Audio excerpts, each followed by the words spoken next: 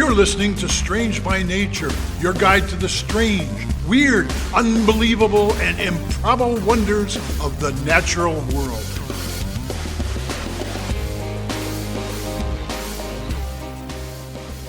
Hello, everyone. Thanks for being here today. I am Kirk Mona, and I am joined today by Rachel Ginza and Victoria Thompson. We are all professional naturalists who together have scoured the world for weird and wonderful wonders just to please your mammalian brain's desire for novelty. Isn't that nice? Let's do this. Hey everybody, welcome back to another episode. This week it is me and Rachel. How you doing? Woo, I'm doing great. How are you doing, Kirk? Doing fantastic. Oh, great. Before we jump into today's show too much, we got to give a shout out to our newest patron. We don't talk about our patron program a bunch. We really should. We're not good at tooting our own horns. Our newest patron is Ashley. Hey! So Ashley, hey, thanks for becoming a patron. Appreciate that. For the rest of you, if you're sick and tired of hearing ads, you can join up over at patreon.com/strangebynature and join the Society of Strange. There's 3 different levels you can pledge at with different benefits. Mm-hmm. Some of the levels, all the levels, you get ad-free episodes. So you get the episodes ad-free, which is really nice. And then also you, for some of the levels, you get bonus content. So you get some of our little extra stuff that we record that maybe doesn't make it in. Sometimes at the end of an episode, we might hang out a little bit and chat about some funny topics or funny stories and things. And we try to take some of that stuff and just put it out there to the patrons because we really appreciate that they are helping this show be what it is. And you can also help out just by listening to the ads, I guess, or you can help out, by writing us 5-star reviews, by sharing us with friends, all those ways. So we appreciate all the different ways that people help this show keep going. So very keep at much. it. But if you want to head over to patreon.com/strangebynature, you can check that out as well. Rachel, Kirk. you got something for us this week? Oh, do I, Kirk? Oh, good. All right. So my topic this week goes out to my friend Matt, who thought this would be right up my alley, and he was correct. Okay. But this also satisfies a current info spiral he's in. So here you go, Matt. Kirk, start this off. Have you ever heard of March Mammal Madness? March Mammal Madness. No, I mean, I know that there's a lot of organizations that'll do some sort of March Madness thing, trying to pick like the best bird or the best bear or all that kind of stuff. But I don't think I've seen a mammal one. Oh, well, it's not just mammals. So this is something that's put on by the Arizona State University. Okay. It is a competition that happens every March, very similar to March Madness for basketball. Right. Yep. Except it's for nerds. Okay. So it's a bracket tournament and it pits organisms against each other. There's different categories and such that get put together every single year. This year, the categories are epic animals, connoisseur critters, rainbow collection, and take a bow. Wow, and let me tell you, it's a wild time. I have my bracket filled out and I'm really I'm really pulling for one of the animals that's on this list is the I think the giant squid. So I'm really pulling for the giant squid. Y'all wouldn't be surprised by my bracket. The top 4 that I have. No. All from the ocean. They're all from the ocean. Yeah, they are. Or now, is this something that the public votes on these then, or how are they chosen? Great question. So it's a great time because actually a lot of research and researchers get into this. So they actually cite their sources of why certain creatures win different bouts. So what happens is when a battle, I say with air quotes on a podcast that is an audio medium. Lovely. When a battle takes place, what happens is they pretty much like pit the two animals against each other. And it's not necessarily just animals, sometimes, or mammals even.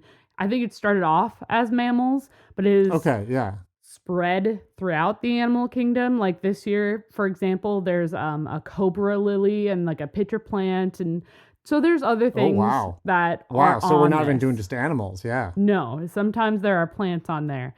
And it's primarily used as a way to engage students in researching and get them to do something fun. So there's actually like lesson plans on how you can incorporate this into science lessons in schools, which is really cool. But how they decide whether a critter wins or not, each battle takes place somewhere on the planet. It could be in the home habitat of one creature and not another, or it could be in the middle of the Saharan desert where neither animal or plant lives. And what happens is if an animal leaves, so to speak, their natural tendency is to leave leave the area when there's like a big scary predator, or if one of them eats the other, is more likely to eat the other. Like, I'm going to spoil one part of the most recent bracket. Sure. They had a bee eater against a bee. You'll never guess what happened, Kirk. Did the bee get eaten? The bee got eaten. All right, well, there you go. Yeah, but it's this wild time, right? And because of that, it's just really fun to be able to see which way it goes. It's like this big thing at my workplace, and we end up having like a so-called winner of March Mammal Madness. It becomes like a huge thing. Okay, so they're encouraging you to, like, in students, do research ahead of time and look at the bracket, look at the species, and go, I think this one would win this matchup, therefore I'm going to move it on, and then exactly it kind of forces you or gives you the opportunity to kind of learn along the way and make your best guesses. Exactly. Cool. I'm in. Right? It's super fun. I'm also going to wish my friend David, a different friend now, you could do the research, which was what you were describing, or you could do what my friend David did and just flip a coin for each battle to see who would win. And you could end up with something like he did, where the cobra lily apparently is winning it all. Oh boy. I don't hold a lot of hope for David. Yeah, I'm not. But it's a bold choice. Choices were made. Yep. Way to go, David. Anyway, live your best self. So one of the categories that I talked about is epic animals. And the epic animals, it's epic as in storytelling. Like, animals like that are part of mythology or folklore, are really well known in and are really heavily featured in lots of storytelling. Like, they had raven and wolf and a variety of other animals. I don't think coyote was in this year. Oh. Coyote is such a great one. It is a really good one. And we've covered some of the animals on the podcast that are actually in March Mammal Madness this year, which always is really fun, especially like the wild card winner of this year is one that I covered, and I think is pretty great. So one of the creatures in epic animals is pretty famous. It's a large mammal that lives in the sea. So we're going to the ocean today, Kirk. Shocked, Rachel. I'm so shocked you would go to the ocean. Who would have thunk? Who would have thought? Yeah. Kirk, when I say a large mammal that lives in the ocean, that has to do that is in the context of epics and storytelling. Whale. What animal do you think of? Whale. What mammal? Whale. What kind of whale? Okay. Humpback. I say like blue whale. A blue whale. That's a good one. It is on my list. Today we're talking about the sperm whale. Oh, one of the whales that I have seen in the wild. Yeah. That's so cool.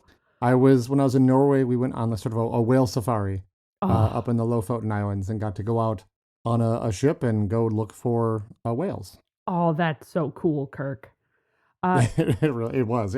That's so wild. So, after all the throwing up of everybody on board, it was real cool. Oh my gosh. I'm so sorry, Kirk. Yeah, no, you got to get through it. Yeah. You're just chumming the waters is what you're doing. Well, a good thing that you were doing that, because then you got to see the sperm whale. We did, Yeah. So a sperm whale, I don't know if you knew this, but it's the largest toothed whale on the planet. Yeah, super cool. So when I say toothed whale, it's in the same category as like porpoises and orcas and some other like smaller whales. It's not in the same category of whale like the blue whale or the humpback whale. Those are the baleen whales. Those are the baleen whales. Filter feeders, They are way bigger, which is wild because they eat some of the smallest things. Yeah, it seems really weird, right? It feels wild. But they grow way bigger. But this is the largest toothed whale. And it's... Yeah, sperm whales are crazy. It is not lacking in size. It just puts into context a little bit for me that the baleen whales are huge. So they're really cool. Sperm whales, they can get up to 49 to 59 feet long and weigh 35 to 45 tons. So to put that into context, that's 70,000 to 90,000 pounds. And crazy. Between 9 and 11 Rachels stacked up on each other is how big a sperm whale is. I did do that math. I'm really proud of myself. That's good. Sperm whales are pretty unique for whales in general. They have a really square head, and they do. Which is unique because most whales are pretty streamlined, because you have to dive. A lot of whales, including the sperm whale, actually dive down and then come back up. You want to be more aerodynamic, but the sperm whale has a pretty blunt nose and is very square. And their head is actually a third of their body size, which right, yeah. They account for that huge mouth, right? It counts for the really large mouth, which can house up to 52 teeth, like cone teeth. It's a lot of chompers. Just in their lower jaw. They don't really have teeth in their upper jaw, as far as I can tell. Oh, interesting. Okay. They just are in their lower jaw to just chomp and tear. But there are these conical teeth, which is wild. Yeah. And that third of their body size houses the largest brain in the animal kingdom. Ooh, nice. Okay. So even though the blue whale is larger and is the largest animal that has ever lived on the planet Earth, sperm whales have the largest brain. That probably makes sense. I mean, I know size is not necessarily correlated with intelligence, but if you are a predatory whale versus a filter feeding whale, I gotta imagine having a larger brain would be a huge advantage. Right? You have to do a lot of complex thinking. You're hunting actively. Sperm whales use echolocation as well because when they are diving down, they're actually diving down. They're found in just about every ocean there is, but they dive down super deep. They dive, I have it written down actually. I was going to say it later, but I'm going to say it now. They go and they use echolocation and they can dive down to the ocean, down in the depths of the ocean to 3,000 meters, or for us non-scientists, 10,000 feet deep in the ocean. That's deep. Yeah. That's real deep. So if you're down that deep, you don't really have great use of your eyes. You're going to be catching motion. You're using echolocation and vocalizations to find not only the rest of your pod, so the family that the sperm whales will live in, they'll stick together, but you're also using it to try to find food because you have a lot of food that you have to eat. So that big head of theirs is really important. And in fact, it actually houses what gives sperm whales their namesake. Oh, okay. So in their head, they have an oil gland. It's a pretty big oil gland, and it actually was where it is the reason why sperm whales were so popular in whaling. Right. Because that oil was super valuable, and they're actually able to use it for candle making, for lubricants, just for a whole slew of things. It was used for tons. I mean, before we really had petroleum, that's what. I mean, that was the thing, That's what made lamps go, Yeah. Well, and like I said, kept gears lubricated. It was used everywhere. Exactly, and as long as you're near the ocean, I guess. Yeah. Yeah. But that oil has a whitish substance or whitish coloring to it. So when whalers opened up the whale and found the gland, they literally thought it was sperm and that it came out of the whale's head. Okay. So the oil That's was something. called, the oil is called spermaceti. Don't like that. Nope. I feel like I have to say this. I shouldn't, but I feel like I have to. It's not sperm. Yeah, no, it's not. It's not. They are mammals. They have penises. They have vaginas. Like all sperm whales have spermaceti and have this oil. Scientists are still kind of debating some of the uses that sperm whales use spermaceti for. One of the ways that they think that the sperm whales use spermaceti is actually as a way to focus sound into their brain, into I was the wondering right about that. bits. Okay, yeah. So that way they can, because if you're down 1,000, 3,000 meters, there's not any light for you to be able to use. So if you can't focus the sound exactly to where exactly to where your prey is, Mm-hmm. Yeah, then if you miss, then that's it. You might not find something for the rest of the day. And as a mammal, you're creating your own body heat. You have to be able to eat. It's really important. Yeah. So it's wild. So that's one use of it. Another thought is that they use the spermaceti for buoyancy, potentially. Absolutely. Yeah, that's one thought that came to mind.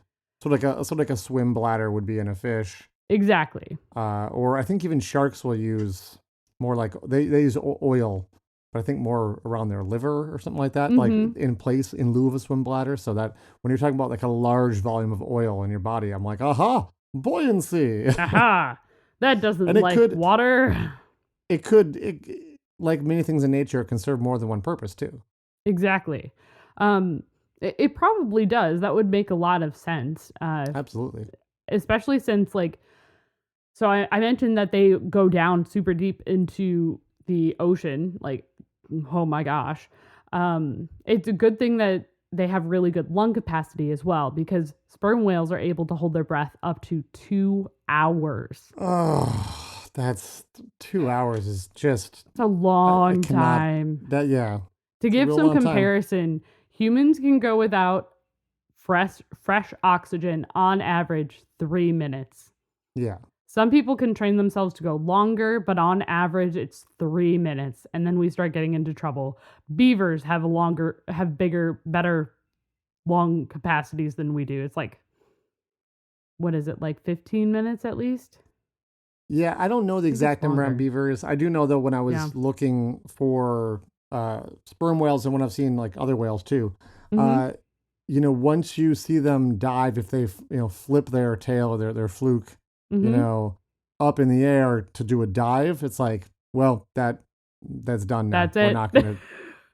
Might as well go find some other whales because this one is gone for a long time. Yup, and that's because they're holding their breath for 2 hours, which actually is another weird thing about a sperm whale. When they blow that air out, it only comes out on so their blowhole is segmented into two different sides, right and left, and it only comes out of the left side.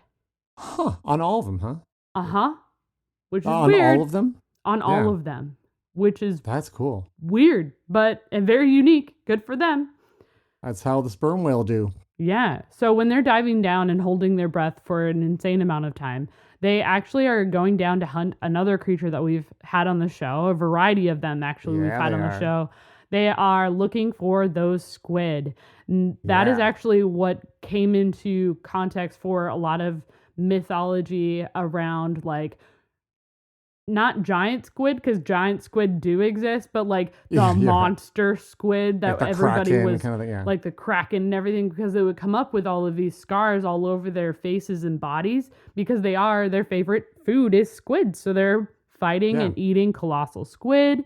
They're fighting and eating giant squid. Super tasty snack. They also eat things like sharks and skates and fish. Generally anywhere from 3 to 3.5% of their body weight every day is how much they're eating. So they're eating a lot of food to keep going. That's all I have about sperm whales. There's so much more that I can say about sperm whales, but I've already taken up a lot of time, and I actually didn't mention one thing that I might be coming back to. But I can give you a little spoiler when it comes to March Mammal Madness. They did make it past the first round in March Mammal Madness this year.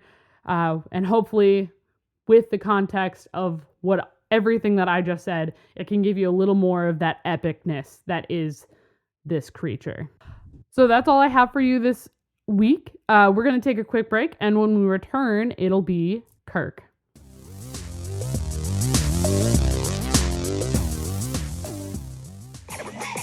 So, have you ever thought about what would happen if your airline window popped out?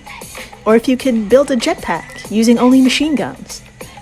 Turns out you can, but you really, really shouldn't. Hi, I'm Jill Chacha, host of a podcast that's for weird people who like learning about weird stuff. It's called, well, That's Interesting, and it's a comedy science-y show that tells the story behind the facts because those stories are funny. Every Thursday, I tell the tale behind an odd new discovery, like how researchers found 2 mysterious structures surrounding Earth's core, or how it's actually possible to stop hiccups using a rectal massage. Yes, there's a story behind that. No pun intended. And I tell the story because storytelling is the perfect way to learn and remember. The facts are bizarre, the stories are epic, and the laughter is plentiful. So, join the flock and listen to Well, That's Interesting wherever you do podcasts.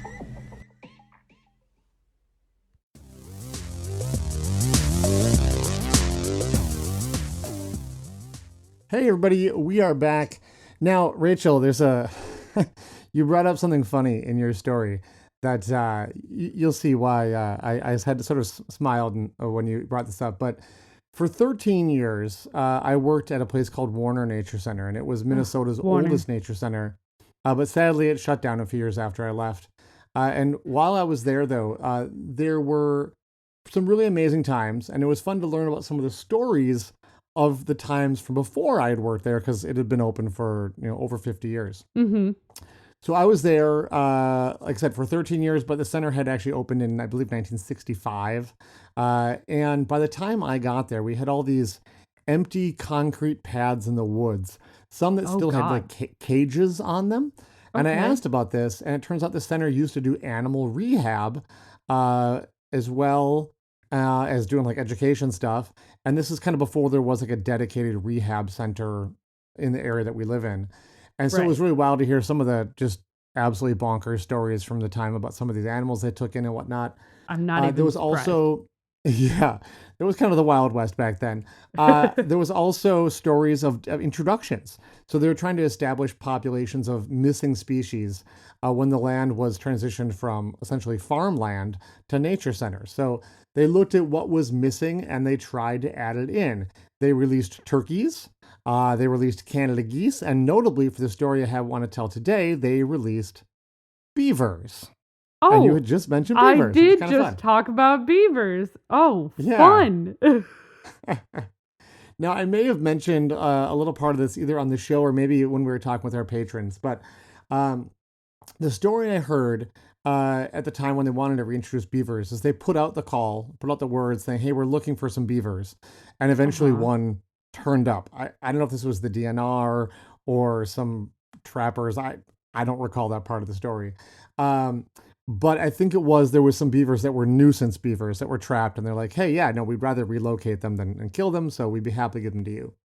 There's so these some beavers show up. Real nuisance beavers out there, Kirk. I've talked and taught many a wild nuisance beaver story. Oh, there you go. Well, these beavers show up. They didn't knock on the door. It was, someone brought them. But they showed up right at the end of the workday. And people needed to get home to their families. And the lake is a bit of a hike from the main building. And the beaver, I guess, actually beavers, were still in cages. So they figured, well, look, we're just going to wait until the next morning to release them. Beavers are heavy. They can weigh up to Yeah. 60 pounds. So at first I was like, wow, that's so lazy. Just why don't you take them down there? It's like, well, okay, if you've got 120 pounds worth of beavers, and this particular Yep. nature center, the lake was not really nearby the building. So it would have been, kind of a long walk, probably at least 10 minutes down to the lake, at least 10 minutes to let them go, at least 10 minutes to walk back, and an extra half an hour at the end of the day. Staff was like, we can't. We all have commitments and we didn't know they were coming today. Mm-hmm. So they put them in the classroom downstairs, close up the building, and come back the next morning only to discover the beavers have escaped the cages because they're very clever.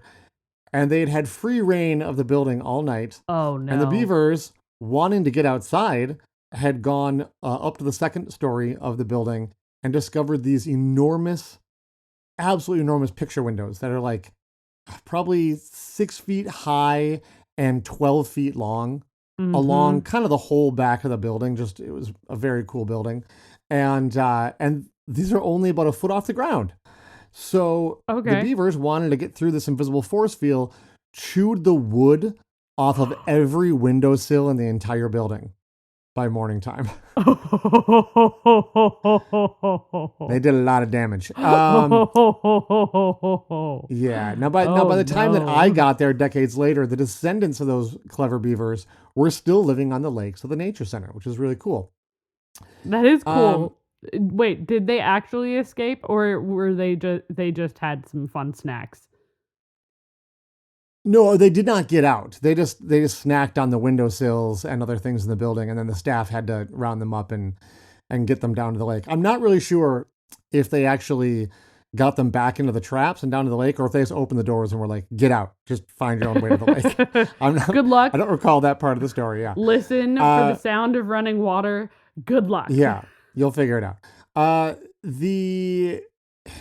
This was not aside from all the damage, this is not a difficult, relocation. Just put them in a pickup truck or something and drive them, to the nature center. But sometimes beavers need to be relocated to even more remote locations.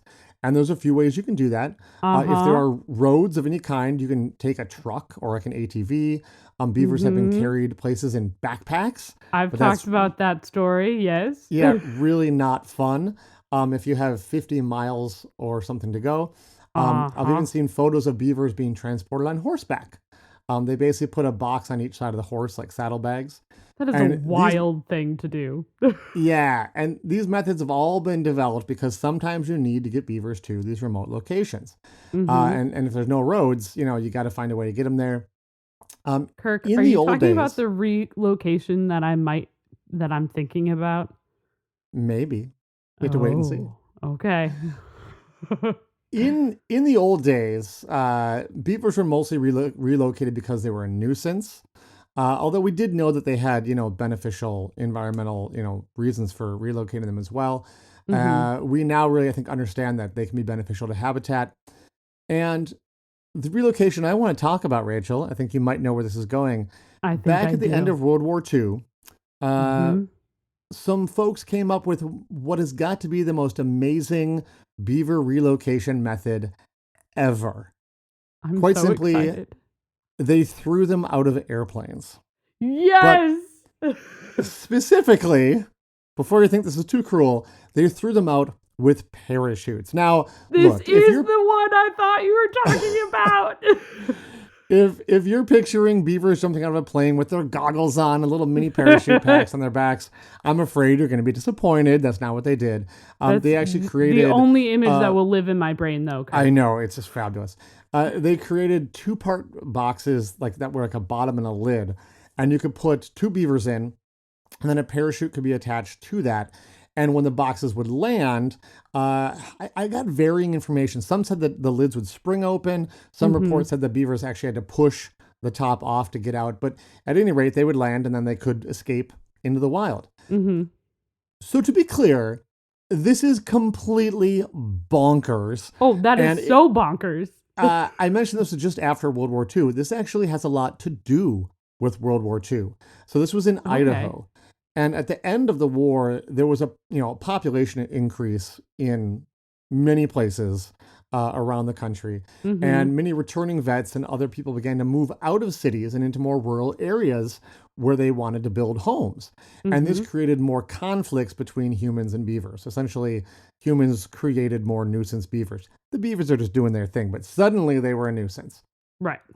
And those complaints, at least in Idaho, were directed to the Idaho Department of Fish and Game. I suppose if you didn't live in Idaho, you could still direct your complaints to them. They would just ignore you. Now, the Idaho Department of Fish and Game could have just shot the beavers. I give them credit for not doing that. They chose instead to relocate the beavers when they got the complaints. Especially in the 1950s, instead of they decided to relocate the beavers instead of just shooting the beavers. Well, there's a reason why. There's a really good reason why. Ooh. Because the Idaho Department of Fish and Game were the people who had reintroduced beavers in the first place to Idaho. So beavers had been wiped out, essentially, from all of Idaho. And they were like, no, we actually paid money to relocate beavers to Idaho. So we don't really want to just kill them because we brought them here. We had reintroduced them. And so it was, not good just to undo your hard work there. So they said, well, where can we put them where they're not going to be a nuisance, and also where we maybe want beavers where we don't think there are any right now. And so they moved them to the Chamberlain Basin in the Sawtooth Mountain Range in central Idaho. And Rachel, I realize you live in the Sawtooth Mountains in Minnesota. Just to clarify here, not the same Sawtooth Mountains. No. So why parachutes though? So I mentioned that Chamberlain Basin is very remote, and getting the beavers there was no easy task. And also remember, World War II had just ended. So there were lots of surplus airplanes. Yep. Sort of, it's weird to say surplus pilots, but there were pilots looking for, work. You had lots of surplus parachutes and even paratroopers who understood how to use them. And believe it or not, at the time, they did the math and calculated this out. Creating custom boxes with parachutes and flying the beavers to a new location and parachuting them down was actually both the safest and the most cost-effective way to move them, which again is absolutely nuts. That's bonkers, very much. 76 beavers were thrown out of airplanes in what we call Operation Beaver Drop. I love this. They were packed 2 per crate. They were thrown out of the airplane at between 500 and 800 feet off the ground. So pretty high, but not as high as a skydiver would or something like that. They're going much higher. They wanted to minimize the amount of time the beavers had to be, up in the air there. 75 of the 76 survived. That means that one of them did die. But actually that's a much higher survival rate than by horseback, which they had tried, and they found it was much less successful. Basically, the beavers were overheating when they were in these boxes with the horses. Yeah, I'm probably super stressed. Yeah, and very stressed out. I'm sure the airplane thing was stressful too, but overall, they showed that it was less stressful for them. I will say the one beaver that died, we do know why. This is kind of a bummer. He or she successfully forced themselves out of the box before it landed. Which is that's not great. That's when it would have been handy to have the little individual parachute on his back and the goggles. Yep. So I will say parachuting beavers have become very famous and even more widely known ever since long lost footage of the operation was discovered and then digitized and put online in 2022. You can watch it on YouTube. You can watch beavers be parachuted into Idaho. And from what I understand, and if any of you are in Idaho and know about this, you can write in contact@strangebynaturepodcast.com or in the Podbean app, let us know. From what I understand, in Idaho, a lot of people know this story and are especially proud of what they call their para beavers. There's t-shirts and all kinds of stuff you can get. So I love that sounds pretty wild. I do have an interesting addendum to this story, though. So it's not just about the Operation Beaver Drop. Remember, these beavers were mostly moved because they were a nuisance elsewhere. That was the biggest thing. We know beavers are good for, to have as part of nature because they're missing, but mostly these are a nuisance, and that's why we're going to get them out of here. And this isn't that the Idaho Fish and Game Department didn't understand the value of beavers. They absolutely did, which is why they relocated them instead of killing them. But habitat restoration and ecological balance wasn't maybe their primary reason, from what I understand, of doing this. And I'm sure most listeners will recall, how could we not, how smoky the past few summers have been. We've had just so many wildfires. And as someone who works outdoors, I can tell you last year just about killed me. It was so bad. I basically was coughing and hacking all summer long. We're in high fire risk right now. We're already right back into it. Well, NASA, it turns out, helped out with a study that looked at the photos of Idaho burn areas. And wildfires did pass through the Chamberlain Basin. And what they're able to show was that the areas where the descendants of the para-beavers lived fared far better than those without beavers. The beavers basically, because of all their, dams and whatnot, kept more water impounded on the land. It's not running downstream as fast. And when you have all these ponds and things, that it creates more lush green vegetation around those. And so you have this much more, I'll say, verdant green landscape because of beavers. It's not that any more rainfall falls magically on those areas, but the beavers create a greener landscape just by being there. And so a lot of scientists and planners and whatnot and ecologists are now looking at how the introduction of beavers can continue and help us prevent some of the massive scale of wildfires we've been seeing, which is just so fantastic. Cool. Yeah. Now, I will say the economics of para-beavers don't really work out anymore. It's too expensive to do it that way. And so sadly, I don't think we're going to see any more parachuting beavers anytime soon, but it's a really cool part of the history of our country and the history of Idaho and the history of, just how we've worked with ecology and the landscape and trying to restore things. So very, very fun. I will say my sources this week were some articles on Vox, Wikipedia, and Atlas Obscura. Amazing. Thank you so much, Kirk. Absolutely. Oh, so good. Parachuting beavers. Woo! Woohoo! Oh, my gosh. This is so fun. Oh, my gosh. Super fun. Well, thanks for coming and chatting with me this week. And thanks, Kirk. Thanks to all of you, our listeners. Yeah. Thanks, everyone, for listening. We'll see you next week. Bye. Yeah, bye-bye. Thanks, everyone, for listening to today's show. Be sure to subscribe. New episodes drop every Wednesday, and we love sharing this strange world with all of our listeners.